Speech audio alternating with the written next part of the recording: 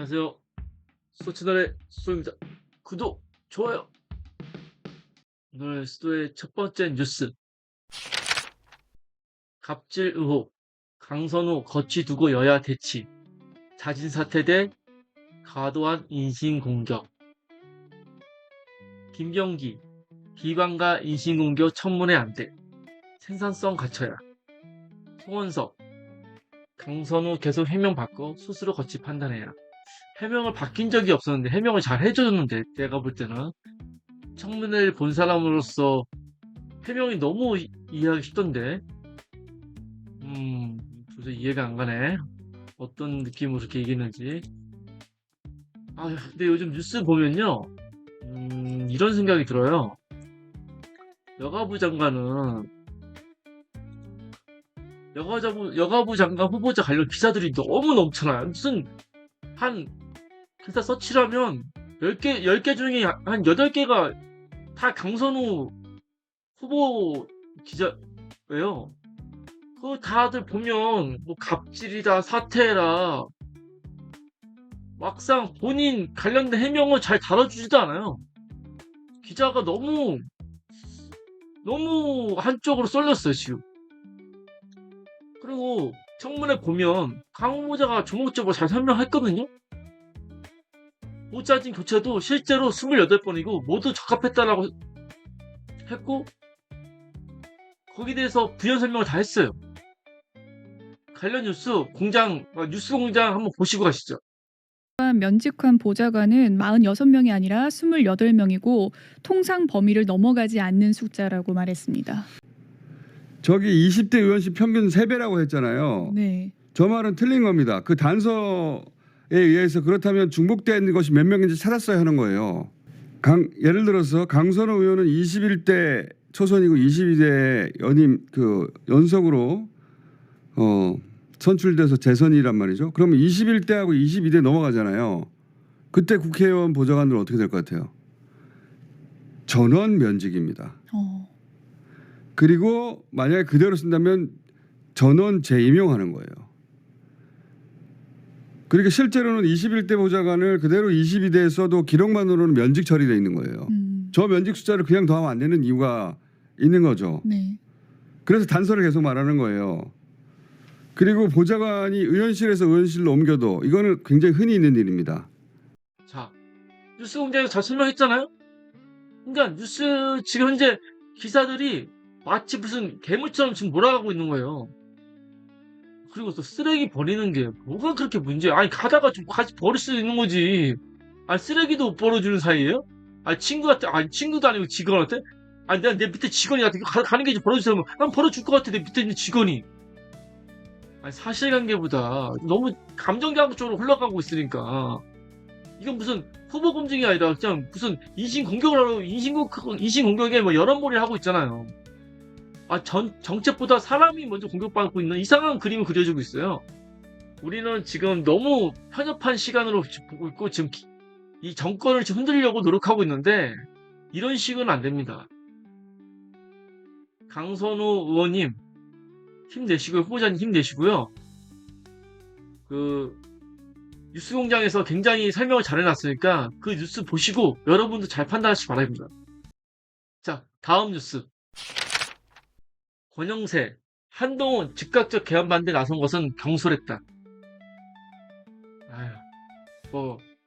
한동훈이 경솔한 건 맞는데 그때는 솔직히 좀 처음엔 잘했어. 도망가는 거는. 국회의장으로 도망가는 건 잘했어. 근데 이게 너무 좀 심한 말이 아니야, 권영세? 야, 너 진짜. 와, 어떻게 이런 말을 아무렇지도 않게 하냐. 한동훈이 즉각적 개헌 반대했다고 경솔했다는 거? 참, 계엄령이 뭔지 몰라서 하는 소린가? 이해가 안 가네. 그거 국민 선대로 군대 동원해서 입 틀어 맞겠다는 거잖아. 관련 영상 한번 보고 가시죠. 진짜 내란당이 됐을 것이라고 부연했습니다. 그러면서 계엄 해제된 당일 권의원은 한 대표의 즉각적인 계엄 반대가 경솔했다. 대통령에게 깊은 뜻이 있었을 수 있지 않으냐고 제게 직접 항의했고 똑같은 취지로 언론에 말했다며 한참이 지난 뒤에도 언론에 다시 돌아가도 계엄 해제 불참했을 것이라고 했다고 설명했습니다. 한 전 대표는 권 의원에게 지금도 같은 생각인지 묻고 싶다며 지금도 같은 생각이라면 중진 의원의 그런 잘못된 생각이야말로 국민의힘의 쇄신과 재건, 화합, 무엇보다 국민의 신뢰 그걸 반대한 사람이 경솔했다고? 아니 이게 2025년 정치인이 할 말입니까? 이쯤 되면 국민의힘 정말 반성도 각성도 없는 거예요. 지지율이 19% 찍고 있죠. 계속 떨어지고 있어요. 아마 더 떨어질 거예요. 제가 예상하는데 15% 거의 10%대 떨어질 거예요. 계엄령이 대안이라는 말 믿고 대안이라는 믿는 그 사고방식, 국민 무서운 줄 모르는 그 오만함, 이런 정당이 다시 국민에게 선택받는다는 게 이해 가요? 특히 정신 차려야 됩니다. 자, 제가 항상 얘기하죠. 내년 6월 이후 국민의힘은 없어집니다. 자, 다음 뉴스. 정부가 빚 없애줄 건데 왜 갚나? 막무가내로 버티는 채무자들. 카드빚 상환 요구 전화에 민원 넣겠다. 적반하장 늘어. 빚 갚아온 사람들 바보된 느낌. 그래, 조선일보 네가 이런 말 할 줄 알았어. 그럼 그렇지. 니들이 정부가 빚 없애줄 거니까 안 갚는다며 채무자들 막무가내 식으로 기사를 썼는데, 진짜 이런 식으로 왜곡해서 때려 되는 거야? 지금 정부가 하려는 게 뭐예요? 빚 안 갚는 사람들, 응? 빚 안 갚는 사람들 퍼주는 게 아니고 정상적인 경제 활동이 가능하게 다시 서게 하자는 거잖아요. 은행은요, 돈 빌릴 때 신용조수만 보고 막 대출해줘요. 그냥 막상 갚기 어려워지면 개인 책임이라면 모르는 척하죠. 그러다 사회는 점점 빚더미에 짓눌리고 소비는 얼어붙고, 이게 가장 심각했던 게 코로나를 지나면서 가장 심각했던 거예요. 코로나 지나면서 정부가 떠날 빚을 다 지금 시민들에게 다 넘겼다는 거죠. 이걸 지금 국가가 개입해서 조정해 주겠다는 게 뭐가 문제인 거예요. 이런 게 바로 연대고 구조를 바꾸는 거예요. 이걸 빚쟁이 퍼주기는 그런 프레임으로 몰아넣은 언론, 특히 조선일보 너희들 이제 너희들도 얼마 안 남았어. 너희들 바뀌지 않으면 조선일보 지금 조선일보 누가 보냐? 누군가 다시 일어설 수 있는 사회, 그게 다 같이 잘 사는 겁니다. 진짜 빚을 못 갚아서 힘든 사람들이 있어요. 그런 사람 신용불량자 만들어서 은행 일 하나도 못 보게 하고, 그럼 취직할 수 있어요? 취직 못해요. 그럼 어떻게 돈 갚으라는 거예요? 아, 돈을 갚아야 뭐 어떻게 할 거 아니에요.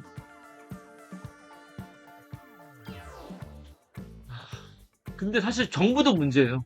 정부도 만약에 뭐 벌금 물거나 세금 체납되잖아요. 그러면 바로 그냥 가압류 걸어요. 계좌 동결시키죠. 방법이 없어요. 다 일시불이에요. 이런 게 좀 문제가 있어요. 자, 다음 뉴스. 김건희 특검, 삼부토건 전현직 회장 등 4명의 첫 구속영장 청구. 이일준 삼부토건 회장 등 4인 자본시장법상 사기적 부정거래 협의 구속영장 청구. 드디어 구속영장 청구했네요. 엊그제 뉴스공장에서 무슨 경기도 사법부 거기서 뭐 사법부 법관 3명이 한 번에 올라왔다고, 그 사람들이 막 구속영장 다 반려시켰다는데, 또 얘기가 또 다르게 흘러가고 있네요. 이거 좀 심상치 않네요. 이렇게 좀 사법부가 정신 차렸나? 삼부토건이 김건희 씨 주변을 맴돌며 수상한 동거래 정황, 선거 개입설까지 있었거든요. 그리고 이게 단순한 건설비리 차원이 아니라 대통령 부부의 권력형 스캔들로 변질 수 있는 거예요. 지금까지 떠돌던 소문들 보면 김건희 씨가 뭐 실세다, 삼부토건이 선거에도 개입했고 범죄 집단이다, 이런 얘기들 하나씩 실제로 드러나고 있잖아요. 앞으로 이 전직 현직 회장들의 입이 열릴 가능성이 커요. 왜냐면 본인들도 구속 깜빡 안 가려면 김건희 씨 얘기를 할 수밖에 없겠죠. 거기다 근데 문제는 이제 이 사람들 증거를 가지고 있냐 안 가지고 있냐 문제인데, 만약에 증거를 가지고 있으면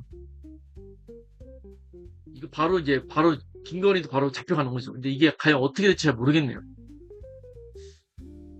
뭐 요즘 뉴스 보면 이제 지금 구속영장 청구한 데가 많잖아요. 국토부도 청구했고 구속영장 청구했고 근데 결국은 김건희 쪽은 청구를 안 하고 있어요. 이건 어떻게 되고 있는지 모르겠네. 구속영장 청구가 김건희한테 향하는 그날까지 계속 파보겠습니다. 자, 다음 뉴스. 9시간 만에 끝난 청문회. 배경훈. 소버린 AI 내년 안에 반드시 소버린 AI 내년에 반드시 만든다. 여기서 소버린 AI가 무슨 뜻이냐면 말 그대로 국가 주권을 가진 인공지능, 즉 외국 기업 눈치 안 보고 우리 정부가 직접 개발하고 통제하는 AI야. 한마디로 국가 시설이지. 근데 이게 바로 정부가 모든 게 하는 게 아니라 민간 기업과 같이 하겠다는 거야. 거기다가 국민 투자도 받고. 그러니까 정말 AI가 만든다고 뭐 그게 되겠어? 하는 사람들 많아. 왜냐면 어쨌든 이게 민간 사업 부분이니까. 근데 이걸 정부에서 컨트롤한다? 믿지 못하는 사람들이 많지. 미국이나 중국은 기업이 만들고 기업이 장사해. 근데 우리는 정부가 주도하는 국민 전체가 쓸 수 있는 공공 AI, 데이터도 안전하고 정책에도 쓸 수 있고 AI 양극화도 막을 수 있지. 만약에 우리가 AI를 오픈 AI를 쓴다고 해봐. 중국가 쓴다고 해봐. 우리 자료들이 그냥 다 넘어가는 거야. 우리의 핵심 자료들이. 근데 이게 진짜 잘 되면 소버린 AI는 나라 전체를 움직이는 두뇌가 되는 거야. 결국 우리 손으로 만든 우리 AI가 미래 디지털 집권 싸움에서 한 수 위가 되는 거지. 지켜보자. 진짜 내년 안에 나올지. 어쩌면 한글 창제 이후로 국가 주도 산업의 AI가 소버린 AI가 한글 창제만큼의 큰 역할을 할 수 있다고 난 믿어. 스톤스는 여기서 마무리 짓고 스톤스도 라이브 해보고 싶다. 라이브 하면서 굳이 뭐 돈이 막 탐나는 게 아니라 사람들과 소통하면서 하고 싶어요. 이렇게 녹화해서 하는 게 아니라. 녹화해서 하면은 좀 그래요. 근데 저는 아직까지 그 정도는 아니니까 적어도 한 뭐 10,000명은 돼야 가능하지 않을까. 좀 아쉽습니다. 스톤스 오늘 여기서 마치겠습니다. 감사합니다.